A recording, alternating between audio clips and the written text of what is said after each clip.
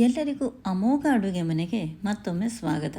ಇವತ್ತು ನಾವು ಅಮೋಘ ಅಡುಗೆ ಮನೆಯಲ್ಲಿ ಸಿಹಿ ಪೊಂಗಲನ್ನು ಮಾಡ್ತಾಯಿದ್ವಿ. ತುಂಬ ಸರಳವಾಗಿ, ಯಾವುದೇ ರೀತಿ ತೊಂದರೆ ಇದ್ದೆ ಮನೆಯಲ್ಲಿರೋ ಸಾಮಾನನ್ನು ಬಳಸಿ ಮಾಡೋದು ಹೇಗೆ ಅಂತ ನೋಡೋಣ. ಮಾಡುವ ಮೊದಲು ಅಮೋಘ ಅಡುಗೆಯನ್ನು ಸಬ್ಸ್ಕ್ರೈಬ್ ಮಾಡೋದನ್ನು ಮರಿಬೇಡಿ. ಈಗ ನಾವು ಮಾಡೋದು ಹೇಗೆ ಅಂತ ನೋಡೋಣ.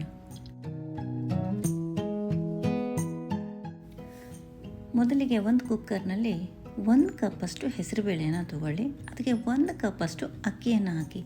ಅಕ್ಕಿ ಊಟ ಮಾಡೋ ಅಕ್ಕಿಯನ್ನು ಬಳಸಿದರೆ ಒಳ್ಳೆಯದು. ಬಾಸುಮತಿ ಅಕ್ಕಿ ಎಲ್ಲ ಬೇಡ ಇದಕ್ಕೆ. ಅದನ್ನು 1-2 ನಿಮಿಷದ ತನಕ ಸ್ವಲ್ಪ ಹುರ್ಕೊಳ್ಳೋದ್ರಿಂದ ಪರಿಮಳನೂ ಕೂಡ ಚೆನ್ನಾಗಿ ಬರುತ್ತೆ ಮತ್ತು ಚೆನ್ನಾಗಾಗತ್ತೆ, ಮುದ್ದೆ ಆಗಲ್ಲ, ಚೆನ್ನಾಗಿ ಬರುತ್ತೆ. ಅದಕ್ಕಾಗಿ 1-2 ನಿಮಿಷದ ತನಕ ಹುರ್ಕೊಂಬಿಡಿ. ಅದನ್ನು ನೋಡಿ. ಈಗ ಅದನ್ನು ಚೆನ್ನಾಗಿ ತೊಳ್ಕೊಳ್ಳಿ. ತೊಳೆದಾದ್ಮೇಲೆ 3 ಕಪ್ಪಷ್ಟು ನೀರನ್ನು ಹಾಕಿ. 3 ಕಪ್ಪಷ್ಟು ನೀರನ್ನು ಹಾಕಿ 3 ಸೀಟಿ ವಿಸಲ್ ಕೊಡಿ. ಕುಕ್ಕರ್ನಲ್ಲಿ 3 ಸೀಟಿಯನ್ನು ಕೊಟ್ಟರೆ ಚೆನ್ನಾಗಿ ಬೇಯುತ್ತೆ ಅದು.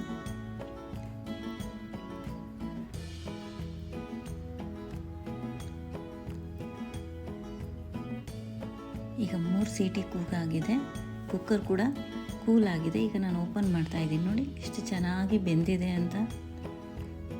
ಇವನ್ ಹೆಸರುಬೇಳೆ, ಅನ್ನ ಎಲ್ಲ ನೀಟಾಗಿ ಬೆಂದಿದೆ, ಕರಗಿಲ್ಲ.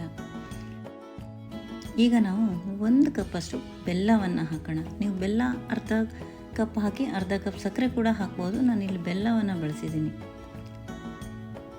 ಆಮೇಲೆ 1 ಕಪ್ಪಷ್ಟು ನೀರು ಹಾಕಿ ಒಮ್ಮೆ ನೋಡ್ಕೊಳ್ಳಿ. ಅದು ಹದವನ್ನು ನೋಡಿಕೊಂಡು ನೀರು ಹಾಕಿ. ನನಗೆ ತುಂಬ ಗಟ್ಟಿ ಅನಿಸ್ತಾ ಇದೆ, ಸೊ ನಾನು ಮತ್ತೆ 1/2 ಕಪ್ಪಷ್ಟು ನೀರು ಹಾಕಿದ್ದೀನಿ. ನೀರು ಹಾಕಿ 1-2 ಕುದಿ ತರಿಸೋಣ. ಈ ಕಡೆ ನಾವು ತುಪ್ಪದ ಒಗ್ಗರಣೆ ಮಾಡ್ಕೊಳ್ಳೋಣ. ತುಪ್ಪದಲ್ಲಿ ಗೋಡಂಬಿ ಮತ್ತು ದ್ರಾಕ್ಷಿಯನ್ನು ಕೆಂಪಗಾಗೋ ತನಕ ಹುರ್ಕೊಳ್ಳಿ. ದ್ರಾಕ್ಷಿ ಚೆನ್ನಾಗಿ ಉಬ್ಬಿ ಬರುತ್ತೆ, ಆವಾಗ ನಮ್ಮ ಒಗ್ಗರಣೆ ರೆಡಿಯಾಗಿದೆ ಅಂತ ಅರ್ಥ. ನೋಡಿ, ಈಗ ನಾವು ಮಾಡಿಟ್ಕೊಂಡಿರೋ ಸಿಹಿ ಪೊಂಗಲಿಗೆ ಹಾಕೋಣ.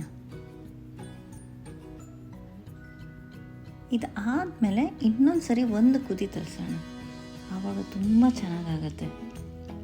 ಗೋಡಂಬಿ ದ್ರಾಕ್ಷಿ ಹಾಕಿದ ಮೇಲೆ 1 ಕುದಿ ತರಿಸಿದ್ರೆ ಗೋಡಂಬಿ ಮತ್ತು ತುಪ್ಪ ಎಲ್ಲ ನೀಟಾಗಿ ಸೇರಿಕೊಳ್ಳುತ್ತೆ, ತುಂಬ ಚೆನ್ನಾಗಾಗತ್ತೆ. ನೋಡಿ, ಇನ್ನು 1 ಕುದಿ ಬಂದರೆ ನಮ್ಮ ಪೊಂಗಲ್ ರೆಡಿಯಾಗಿದೆ. ಯಾವುದೇ ತೊಂದರೆ ಇಲ್ಲದೆ, ಫೇಲ್ ಆಗೋ ಚಾನ್ಸೇ ಇಲ್ಲ. ತುಂಬ ಚೆನ್ನಾಗಾಗತ್ತೆ. ಮಾಡಿ ನೋಡಿ, ಹೇಗಾಯಿತು ಅಂತ ತಿಳಿಸಿ. ಸಂಕ್ರಾಂತಿಯಲ್ಲಿ ಮಾಡೋದನ್ನು ಮರಿಬೇಡಿ. ಇದನ್ನು ಹೇಗಾಯಿತು ಅಂತ ಕಮೆಂಟ್ ಮೂಲಕ ತಿಳಿಸಿ. ಮತ್ತೊಮ್ಮೆ ಸುಲಭವಾದ ರೆಸಿಪಿಯೊಂದಿಗೆ ನಿಮ್ಮನ್ನು ಭೇಟಿಯಾಗ್ತೀನಿ. ಧನ್ಯವಾದಗಳು.